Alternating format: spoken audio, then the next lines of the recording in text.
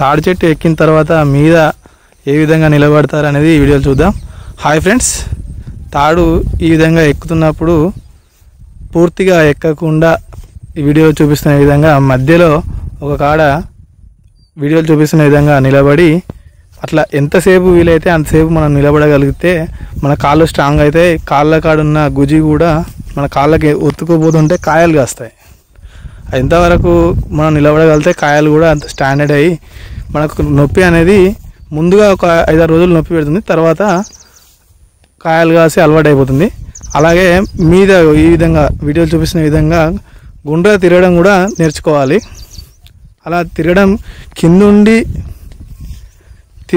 మొత్తం మీదకి ఎక్కకుండా కిందుండి తిరగడం నేర్చుకున్న తర్వాత అలవాటు చేసుకోవాలి. అట్లా అయితే మీదికి పోయినాక మనకు బ్యాలెన్స్ ఆగుతుంది, మీద తిరగడం కూడా అలవాటు అవుతుంది. ఫ్రెండ్స్,